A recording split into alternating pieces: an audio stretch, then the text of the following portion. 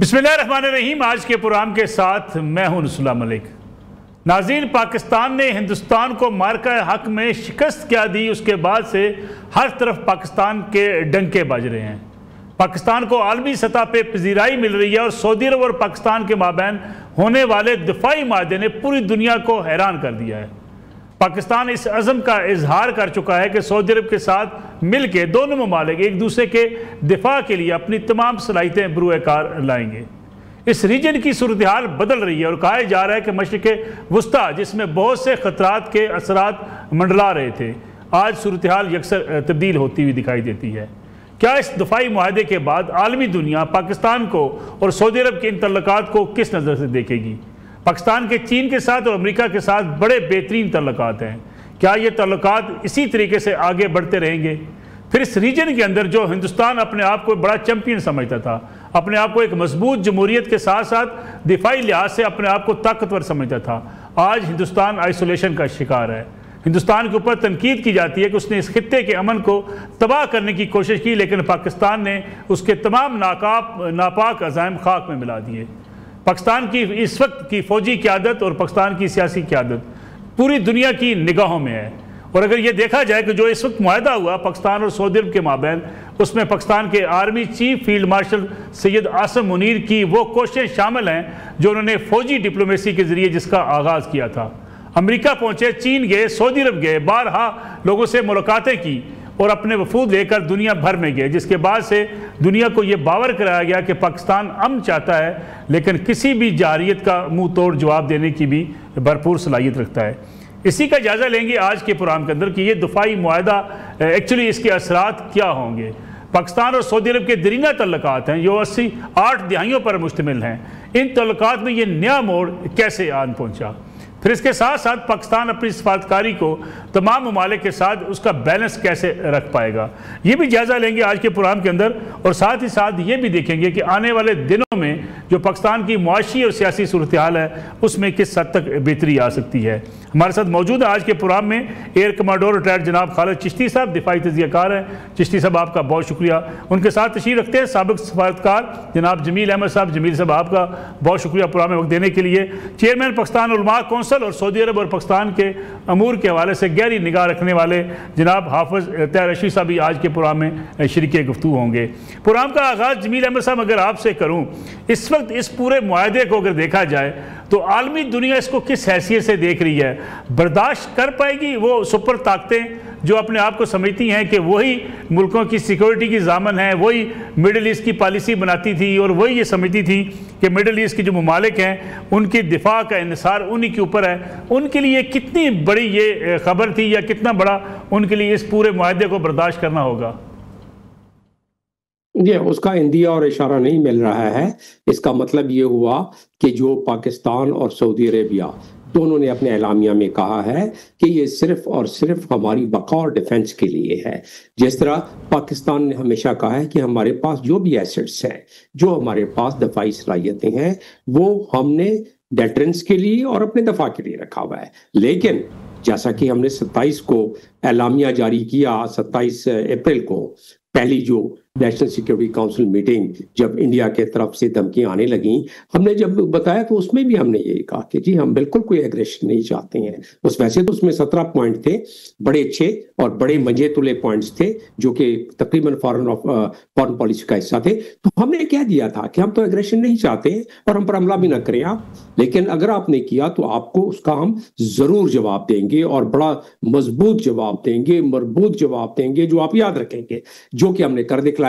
और उसकी वजह से हमारा प्रोफाइल पूरी दुनिया में भी बढ़ गया। जो हमारी परफॉर्मेंस रही, हमारी मिलिट्री की परफॉर्मेंस रही, तो वो पूरी दुनिया में वकार हमारा मजीद बढ़ गया, क्योंकि नई टेक्नोलॉजीज हमने इस्तेमाल की। पहले भी था नई टेक्नोलॉजीज और उसका इस्तेमाल हमने करके दिखलाया कि कैपेसिटी और मैन बिहाइंड द गन क्या बात होती। अच्छा, ये बात इधर छोड़ते हुए अब आ जाते हैं, आपका सवाल बुनियादी बड़ा इंपॉर्टेंट है और वो दुनिया के जियो पॉलिटिकल लैंडस्केप का नफ्सियाती सवाल है।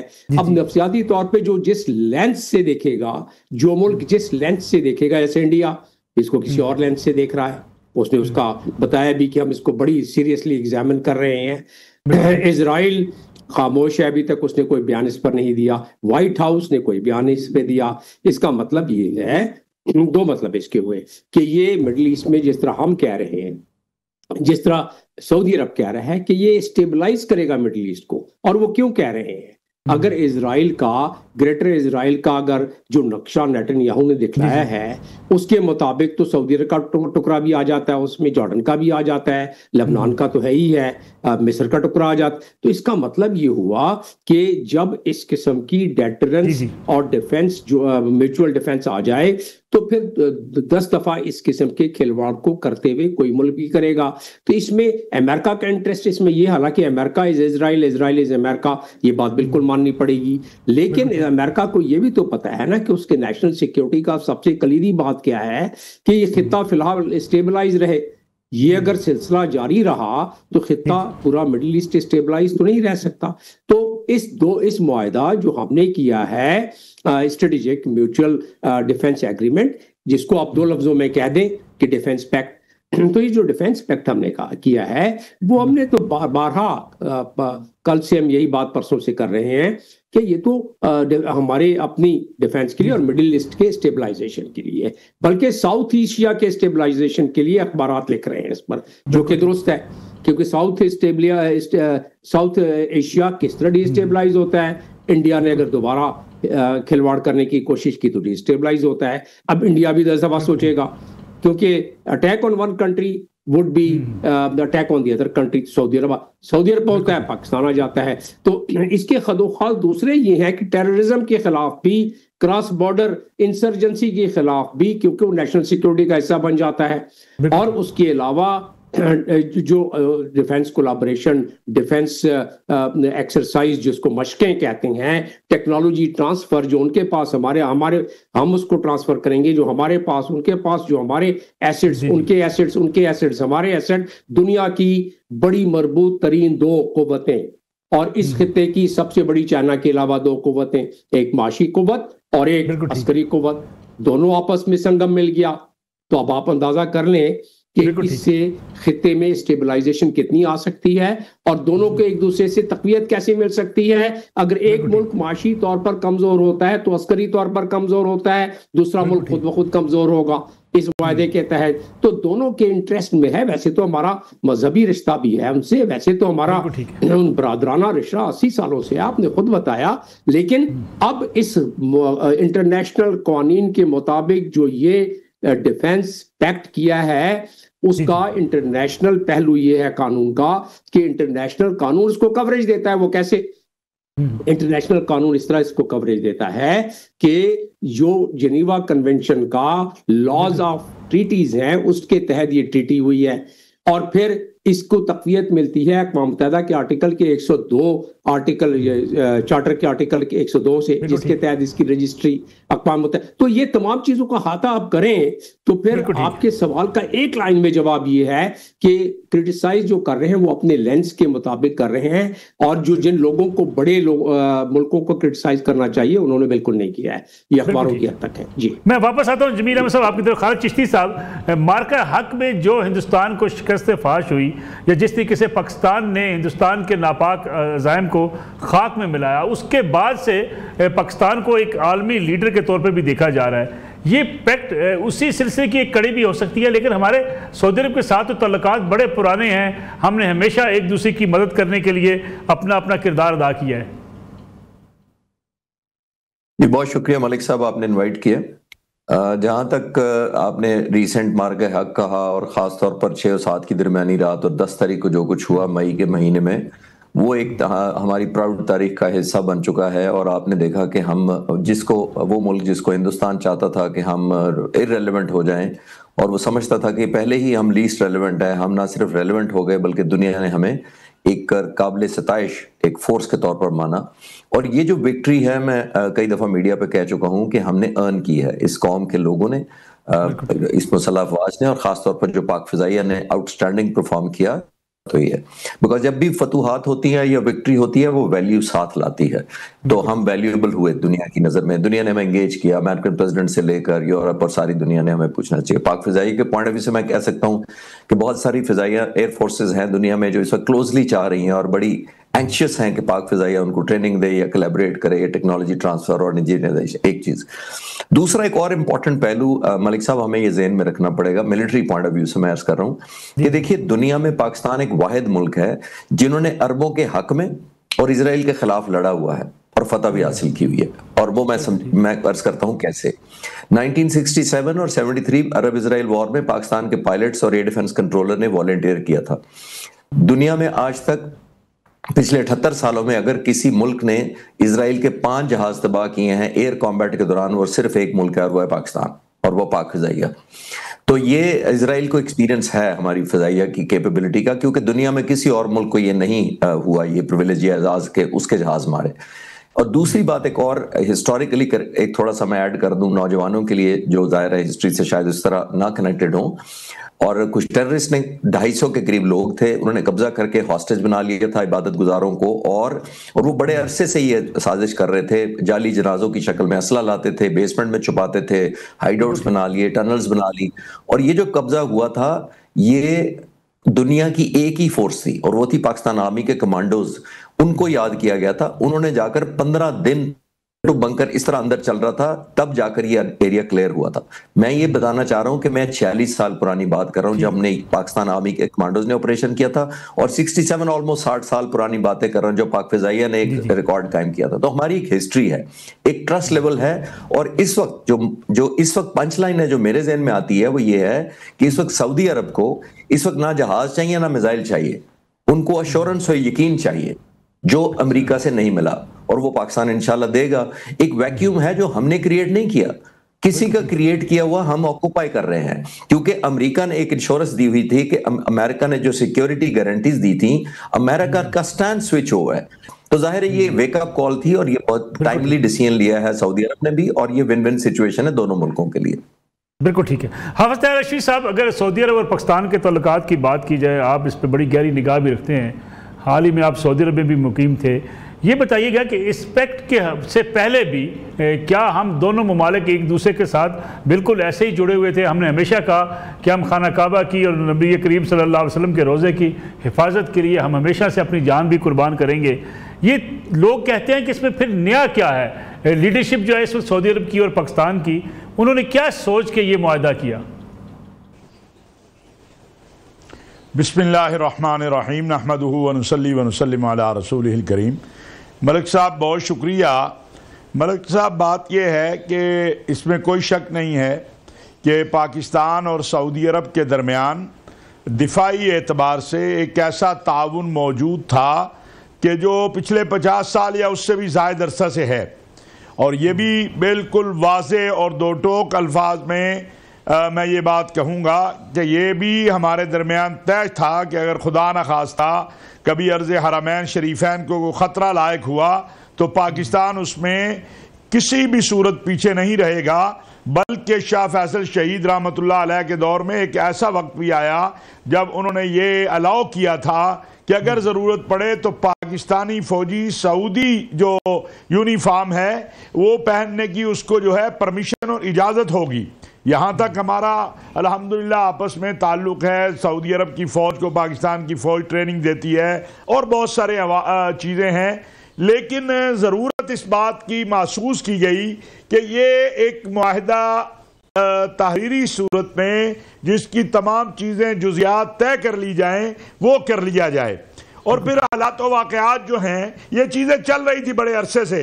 अगर मैं ये बात कहूँ कि ये नसीब की बात है, इज़्ज़त की बात है, अल्लाह रब्बुल इज़्ज़त ने ये जो नेक नामी है, ये एक बड़ा जो अमर है वो मौजूदा हुकूमत और हमारे फील्ड मार्शल जनरल हाफिज़ सैयद आसिम मुनीर के हिस्से में रखा।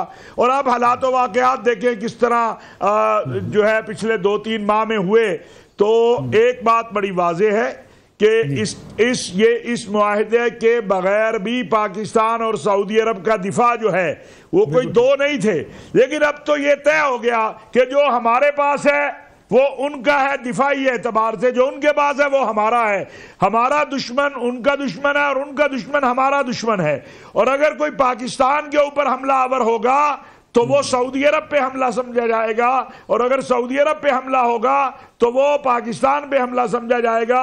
और सबसे अहम बात जो मैं कहना चाहता हूं कि इस मुआहदे ने वो ग्रेटर इसराइल की जो ख्वाब था, जो गुफ्तगू थी, उसको जमीन के नीचे नहीं 7 जमीनों के नीचे दफन कर दिया है। और जहां तक बात है कि इसके ऊपर इसराइल क्या रद्द अमल देता है या इंडिया क्या रद्द अमल देता है, तो मलिक साहब हमारे साथ उन्होंने करके देख लिया है, टेस्टर लगा के देख लिया उन्होंने। जो आपके मुल्क के ऊपर 82-83 ड्रोन मारे गए थे वो मेड इन इसराइल थे, वो मेड इन इंडिया नहीं थे। इंडिया और इसराइल एक ऐसे इत्तेहादी हैं जो हर जगह के ऊपर आपको इकट्ठे नजर आएंगे। लिहाजा अल्हम्दुलिल्लाह अल्लाह के फजलो करम एहसान से ये बात बड़ी वाज़ेह है कि ना ये जुर्रत इसराइल कभी कर सकता है ना कभी कर सकेगा। और हमारे लिए ये एजाज और फख्र की बात है कि हम आज ऑफिशियली एक मुआहदे के तहत अर्ज़ हरमैन शरीफैन के दिफा, सलामती और इस्तेहकाम में हम जो सऊदी अरब की हुकूमत है, फौज है, वहाँ के इदारे हैं, उनके साथ खड़े हैं। और अल्हम्दुलिल्लाह ये हमारे लिए फ़ख्र और एजाज़ की बात है, मुबारक की बात है। और मैं ये बात भी कहूँगा कि तकलीफ इसराइल को होनी चाहिए, हिंदुस्तान को होनी चाहिए, इस्लाम दुश्मनों को होनी चाहिए, लेकिन कुछ लोगों को हमारे मुल्क के अंदर भी तकलीफ शुरू है। अल्लाह ताला उनको शिफा दे, आप भी उनके लिए दुआ करें कि अल्लाह उनको शिफा अता फरमाए। अब ये मामलात आगे बढ़ेंगे, ये उम्मत की वहदत और इत्तेहाद का जो दरवाज़ा खुला है, इसमें बहुत सारी खुशखबरियाँ आप जल्द देखेंगे। बिल्कुल ठीक है। आप साहब एक ब्रेक ले लें, हम कमर्शियल ब्रेक से वापस आते हैं तो इस पर भी बात करेंगे कि इस वक्त चीन और अमेरिका के माबैन जो रिलेशनशिप है, पाकिस्तान दोनों मुल्कों के साथ एक बेहतर तल्लुकात चाहता है। क्या इस मुआहदे के बाद उसकी नवीयत क्या होगी? और फिर जब ये ऐलान कर दिया गया कि किसी एक मुल्क पर हमला, दोनों ममालिक पर हमला तस्वर होगा, तो इसके लिए जो मैकेनिज़्म है वो क्या होगा? क्योंकि ये भी बात की जा रही है पाकिस्तान एक एटमी मुल्क है, और एक एटमी मुल्क अगर ऐसा एग्रीमेंट करता है तो फिर उसके आने वाले दिनों में नताइज क्या होंगे? इस पर बात करेंगे ब्रेक के बाद। प्रोग्राम एक बार फिर खुशामदीद। जमील अहमद साहब ये बताइएगा कि क्या हमारी सफारतकारी जो है, इस वक्त ये कहा जा रहा है कि बेहतरीन सफारतकारी है, हम एक मुतवाज़न जो है वो बैलेंस रख पाए हैं इस वक्त अमेरिका और चीन के साथ जो हमारे ताल्लुकात हैं उसमें भी ये कायम दायम रहेगी? फिर अगर हम मिडल ईस्ट की बात करते हैं, सऊदी अरब और पाकिस्तान के माबैन मुआहदे के बाद दीगर गल्फ़ के ममालिक भी किसी ऐसे एग्रीमेंट में आ सकते हैं? नहीं, ये तो छतरी जो इस वक्त दी है पाकिस्तान और सऊदी अरब ने एक इंटरनेशनल लीगल फ्रेमवर्क के अंदर रहते हुए, तो उस छतरी तले तो बहुत सारे लोग शामिल, बहुत सारे ममालिक शामिल होना शुरू हो जाएंगे अपने मफाद में। देखिए, जब भी दो मुल्कों के दरमियान, ये तो दुरुस्त है कि हम बिना किसी मफाद को जहन में रखे हुए सऊदी अरब के लिए 25 करोड़ आवाम उस तरफ उसकी दफा के लिए जा सकते थे, लेकिन उसका कोई लीगल फ्रेम नहीं था। 1967 में हमने एक डिफेंस कोऑपरेटिव मैकेनिज्म बनाया था इनके साथ, सऊदी अरब के साथ। हम उसके तहत डिफेंस कोऑपरेशन करते रहे। फिर 1971 में भी था, 73 में भी हमने एक MOU साइन किया था, इस 83 की दहाई में भी साइन किया था। मैं उसका खुद हिस्सा भी रहा हूं, और मुझे मालूम है जो अभी अशरफी साहब बात कर रहे थे कि सऊदी यूनिफॉर्म, वो सारों का मैं एक हिस्सा भी रहा हूं। तो ये हम निज़ाम था, लेकिन अब हम ऐसे एक इंस्टीट्यूशनलाइज और इंटरनेशनल लीगल फ्रेमवर्क के अंडर रह के हमने ये डिक्लेयर कर दिया है कि जिसमें हम जब चाहें इधर से जहाज उड़ाएं, अपने जो एसेट चाहें सऊदी अरब छोड़ दें, सऊदी अरब जहाज उड़ाए वहां से जो एसेट चाहे वो पाकिस्तान छोड़ दे। अब इंटरनेशनल कानून कोई लागू नहीं होता, क्योंकि ये जो दफाई मुआहदा है इंटरनेशनल कानून। पहली बात। दूसरी बात ये रहा कि आपने कहा चाइना के साथ और बैलेंसिंग फैक्टर, या थोड़ा सा टाइट रोप हो जाता है कभी कभी, लेकिन हमने जो 27 मई का जो मैं हवाला देता रहा हूँ, 27 मई को जो अब अप्रैल को जो हमने एलामिया जारी किया, और उसके बाद 7 मई को जो एलामिया जारी किया नेशनल सिक्योरिटी कमेटी के इजलास के बाद, वो तकरीबन 16-17 पॉइंट्स पर है दोनों एलामिये। वो बिल्कुल एन हमारी जो है फॉरेन पॉलिसी की अक्कासी करता था। उस वक्त महसूस होता था कि इतना मुश्किल काम है, कैसे करेंगे। लेकिन आपने देखा कि हमारी मदनी और अस्करी क़यादत यानी कि सिविलियन और अस्करी क़यादत ने उसको नेविगेट किया, लीडरशिप दी। अभी उसके मोमेंटम को उसी तरह बरकरार रखना बड़ी ज़रूरी बात है, क्योंकि हम मिनासुल कौम, हमें एक मोमेंटम बरकरार रखना पड़ेगा, वो जज्बे को बरकरार रखना पड़ेगा जो मार्का हक में पैदा हुआ, उस जज्बे में कमी नहीं आने देनी चाहिए और इंशाल्लाह नहीं आएगी। लेकिन हमने वो जो मोमेंटम सफारतकारी का है वो that should resonate from the leadership, military leadership, जिसको कि मिलिट्री डिप्लोमेसी के तहत बड़ी खूबसूरती के साथ ट्रेडिशनल डिप्लोमेसी की मदद करते हुए फॉरेन पॉलिसी के अहदाफ हासिल कर रहे हैं हम। रहा सवाल कि दोनों का बैलेंसिंग, बड़ी अच्छी तरह बैलेंसिंग अभी तक हो रही है और उसकी कुछ वजूहात recalibration of United States foreign policy भी है। जो तलखी थी चाइना कंटेनमेंट में फॉरेन पॉलिसी में, वो तलखी अभी रिकैलिब्रेट होके कम हुई है और डोनाल्ड ट्रंप डायलॉग की तरफ भी जाते हैं, मिलते भी हैं शी जिनपिंग से, कहते हैं कि मैं मिलूंगा अभी और साथ में वो ट्रेड टॉक्स भी शुरू कर रहे हैं। तो एक तलखी में कमी आई है, उसकी वजह से जो पहले रस्साकशी थी उसमें थोड़ी सी कमी आई है। मैं ये नहीं कहता कि फॉरेन पॉलिसी की बिल्कुल चेंज हो गई है, रिकैलिब्रेट हुई है। तो पाकिस्तान उसी अंदाज से अपनी फॉरेन पॉलिसी की एडजस्टमेंट और कैलिब्रेशन करते हुए आगे बढ़ रहा है, अभी तक बहुत कामयाब है। जब बैलेंस हुआ अमेरिका, आपने देखा कि परसों उन्होंने चाबहार को जो उन्होंने एग्जाम्पशन दी हुई थी इंडिया को, उस एग्जाम्पशन को उन्होंने विड्रॉ कर ली कि चाबहार पे आप जो आपको हमने एग्जाम्पशन दी हुई थी ईरान के सैंक्शन के साथ, वो हम खत्म करते हैं। अब वो हाई एंड ड्राई हो गया और चाबहार हमें पता है कि अमेरिका ने क्यों उनको एग्जाम्पशन दी थी, लिखा हुआ है ये इसलिए दी थी कि वो राहदारी बनेगा सेंट्रल एशिया की और पाकिस्तान को बाईपास करेगा और अफगानिस्तान के लिए एक्सेस देगा, तो वो उन्होंने विड्रॉ कर ली। तो इसका मतलब जो मैं बात कर रहा हूँ रिकैलिब्रेशन का, वो बात दुरुस्त है और उसकी वजह से अब होना क्या है कि जो वो खर्चे अपने कम करना चाहते हैं डोनाल्ड ट्रंप, कशीदगी कम करना चाहते हैं, यूक्रेन और रशिया के दरमियान बड़ी कोशिश करते रहे, गो कि अभी तक नहीं हुई है लेकिन आगे जाके उसकी भी उम्मीद है कि हो जानी चाहिए। और फिर चाइना के साथ भी कशीदगी कम करना चाहते हैं, उसमें पाकिस्तान उसी अंदाज में अपने फॉरेन पॉलिसी को लेकर चल रहा है। तो अगर सम अप किया जाए और कंक्लूडिंग रिमार्क्स जो आपके सवाल के जवाब में दिया जाए, तो ये दुरुस्त है कि अब तक बहुत कामयाबी के साथ हम कर रहे हैं। लेकिन जैसा मैंने एडवाइस दिया कि हमारे तमाम सफारत खानों को इस मोमेंटम को बरकरार रखना पड़ेगा through public diplomacy, through legal diplomacy, through traditional diplomacy. अगर हम इसको करेंगे तब जाके हम इस कामयाबी। बिल्कुल ठीक है। चिश्ती साहब, मैं आपसे पूछना ये चाह रहा था कि हिंदुस्तान का मीडिया बड़ा प्रोपेगेंडा करने में मसरूफ है कि पाकिस्तान और सऊदी अरब के माबैन जो ये मुआहदा है, पाकिस्तान एक एटमी मुल्क है, इस मुआहदे पर बड़ी तनकीद भी की जा रही है। ख़ासतौर पर हिंदुस्तान के अगर मीडिया में देखें एक सफ़े मातम सी बिछी हुई है, बड़ा इसको तनकीदी नज़र से देखा जा रहा है वहाँ मीडिया में। जी, मैं ये कह रहा था, इसके जवाब में मैं अर्ज करूंगा कि देखिए हिंदुस्तान को जाहिर है ये बिल्कुल किसी तरह नहीं भारी होगी और मेरी ये भी अप्रीहेंशन है कि जो पाकिस्तान के और सऊदी अरब के कनाइमेंट्स और जो कोलैबोरेशन है उससे जो खुश नहीं है, वो भी एक एलिमेंट ऑफ अलायंस या एक सिंपैथी एक दूसरे से करना फायर किए थे। इजराइल ने कोई कसर कभी नहीं छोड़ी पिछले 70-78 सालों के अंदर, जहां वो पाकिस्तान के खिलाफ कुछ कर सकता है वो कर गुजरा है और वो जाहिर है ये प्रोपेगेंडा वाला एलिमेंट है। और एक जैसे मैंने थोड़ी देर पहले कहा कि वो पाकिस्तान को इररिस्पॉन्सिबल रोग स्टेट साबित करने के लिए पूरे तुले रहते हैं, जिसमें अभी तक कामयाबी नहीं हुई अल्हम्दुलिल्लाह। और हमने जो पिछली जंग अभी जो मार्का हक देखा है मई के महीने में, उसमें भी हिंदुस्तान ने यही हमें पोर्ट्रे करने की कोशिश की थी दुनिया में कि हम रिस्पॉन्सिबल न्यूक्लियर स्टेट नहीं है। और हमने ये साबित किया कि हम शायद सबसे ज्यादा रिस्पॉन्सिबल है। जब हमारे सर्वाइवल को भी खतरा होता है तब भी हम कन्वेंशनल मोड में रहकर दुश्मन को इतना बिफिटिंग जवाब देने की सलाहियत भी रखते हैं और हौसला भी रखते हैं कि हमें न्यूक्लियर बटन को दबाने की या उसको पहुंचने की जरूरत ही नहीं पड़ती।